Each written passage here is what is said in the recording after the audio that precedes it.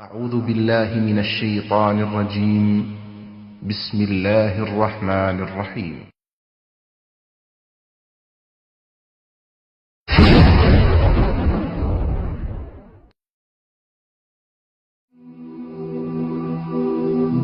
মৃত্যু এমন এক বাস্তবতা যার থেকে কেউ পলায়ন করতে পারবে না।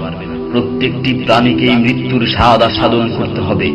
আল্লাহ তাআলা পবিত্র কালামে মাজিদে ইরশাদ করেন, কুল্লু নাফসিন যায়িকাতুল মাউত, প্রতিটি প্রাণী ওই মৃত্যুর স্বাদ আস্বাদন করবে। কুল ইন্নাল মাউতাল্লাযী তাফিররুনা মিনহু ফাইন্নাহু মুলাকীকুম, হে নবী আপনি বলে দিন, মৃত্যু যার থেকে তোমরা পলায়ন করছো সে অবশ্যই তোমাদের সাথে সাক্ষাৎ করবে।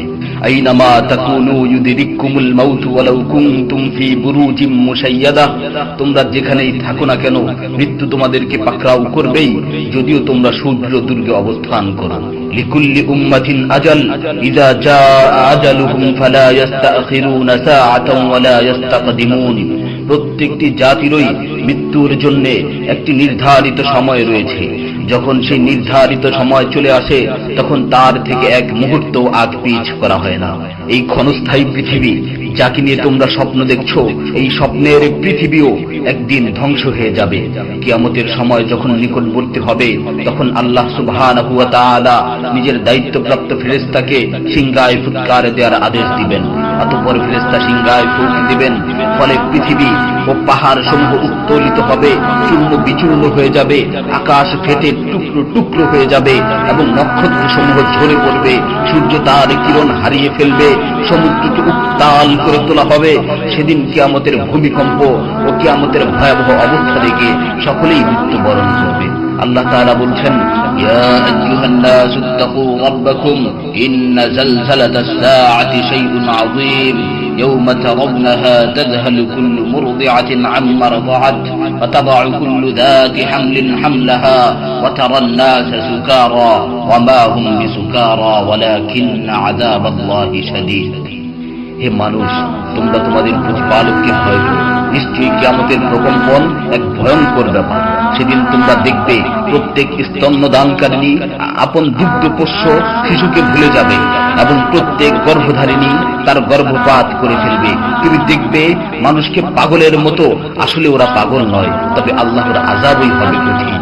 فإذا نفخ في الصور نفخة واحدة وحملت الأرض والجبال فدكتا دكة واحدة, অতঃপর যখন সিংহায় ফুঁক দেওয়া হবে একটি মাত্র ফুঁক, আর জমিন ও পর্বতমালাকে উত্তোলিত করা হবে এবং মাত্র একটি আঘাতে এগুলো চূর্ণ বিচূর্ণ হয়ে যাবে।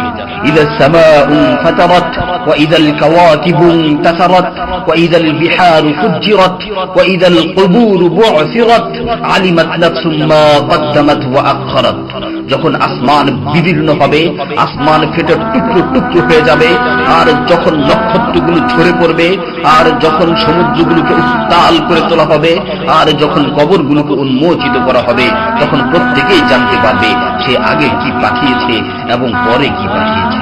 সেদিন কিয়ামতের ভয়াবহতায় আল্লাহ সুবহানাহু ওয়া তাআলা ব্যতীত প্রতিটি প্রাণী প্রাণ হারাবে। পবিত্র কালামে মাজিদে ইরশাদ হয়েছে, কুল্লু শাইইন হালিকুন ইল্লা ওয়াজহা, সেদিন আল্লাহর মহান সত্তা ব্যতীত প্রত্যেকটি জিনিসই ধ্বংস হয়ে যাবে। কুল্লু মান আলাইহা ফান ওয়া ইয়াবকা ওয়াজহু রাব্বিকা যুল জালালি ওয়াল ইকরাম, সেদিন জমিনের উপর যা কিছু রয়েছে সবই ধ্বংস হয়ে যাবে, আর শুধুমাত্র মহামহিম ও মহানুভব আল্লাহ সুবহানাহু ওয়া তাআলাই বাকি থাকবেন। তাফসীরে ইবনে কাসীরে বর্ণিত হয়েছে, যখন ইসরাফিল আলাইহিস সালাতু ওয়াস সালাম সিংহায় ফুৎকার দিবেন তখন সকলেই মরে যাবে। মালাকুল মাউত মৃত্যুর ফেরেশতা এসে আল্লাহ তাআলাকে বলবে, হে আল্লাহ, সকলেই মরে গেছে। তিনি জিজ্ঞেস করবেন, অবশিষ্ট কে আছে? উত্তর দিবে, হে আমার রব, আপনি, আর আপনি তো হলেন চিরঞ্জীব। এছাড়াও বাকি রয়েছে জিবরাইল, মিকাইল ও আরশ বহনকারী ফেরেশতাগণ। আল্লাহ তাআলা বলবেন, জিবরাইল ও মিকাইলেরও মৃত্যু হওয়া উচিত। মৃত্যুর ফেরেশতা মালাকুল মাউত বলবে, হে প্রভু, জিবরাইল ও মিকাইলও মরে গেছে। আল্লাহ তাআলা জিজ্ঞাসা করবেন, এখন আর কে বাকি আছে? সে বলবে, এখন আমি বাকি আছি ও আরশ বহনকারী ফেরেশতাগণ বাকি আছে। তখন আল্লাহ তাআলা বলবেন, আরশ বহনকারীদেরকেও মরতে হবে, তারাও মরে যাবে। আল্লাহ তাআলা আবার জিজ্ঞাসা করবেন, এখন কে বাকি আছে? মালাকুল মাউত আজরাইল আলাইহিস সালাতু ওয়াস সালাম বলবেন, হে আমার রব, এখন আপনি বাকি আছেন এবং আমি বাকি আছি। তখন আল্লাহ তাআলা আজরাইল আলাইহিস সালাতু ওয়াস সালামকে বলবেন, তুমি তো আমার মাখলুক, সুতরাং তুমিও মরে যাও। তিনি তৎক্ষণাৎ মরে যাবেন এবং শুধুমাত্র আল্লাহ তাআলাই বাকি থাকবেন। অতঃপর আল্লাহ সুবহানাহু ওয়া তাআলা জমিনকে ভাঁজ করে ফেলবেন এবং তিনি 3 বার বলবেন, আনাল জব্বার, আনাল জব্বার, আনাল জব্বার, আমি প্রতাপশালী, আমি প্রতাপশালী, আমি প্রতাপশালী। অতঃপর তিনি 3 বার জিজ্ঞাসা করবেন, লিমানিল মুলকুল ইয়াউম, লিমানিল মুলকুল ইয়াউম, লিমানিল মুলকুল ইয়াউম, আজকের রাজত্ব কার, আজকের সার্বভৌমত্ব কার, আজকের আধিপত্য কার? জবাব দেওয়ার মতো কেউই থাকবে না। তিনি আবার উত্তর দিবেন, লিল্লাহিল ওয়াহিদিল কাহ্হার, আজকের রাজত্ব, আজকের সার্বভৌমত্ব, আজকের আধিপত্য পরাক্রমশালী একমাত্র আল্লাহ। ইবনে ওমর রাদিয়াল্লাহু তাআলা আনহু হতে বর্ণিত অপর এক হাদিসে ইরশাদ হয়েছে, কিয়ামতের দিন আল্লাহ সুবহানাহু ওয়া তাআলা আসমান জমিনকে ভাঁজ করে নিজ হাতে গুটিয়ে নেবেন। অতঃপর বলবেন, আনাল মালিক, আনাল জব্বার, আনাল মুতাকাব্বির, আমি বাদশা, আমি প্রতাপশালী, আমি অহংকারী।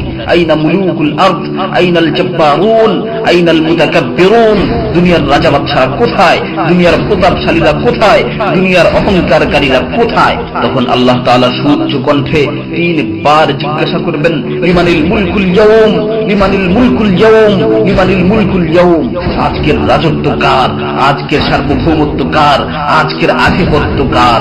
অতঃপর তিনি 3 বার উত্তর দিবেন, লিল্লাহিল ওয়াহিদিল কাহ্হার, আজকের সার্বভৌমত্ব, আজকের রাজত্ব, আজকের আধিপত্য প্রতাপশালী একমাত্র আল্লাহ সুবহানাহু ওয়া তাআলা।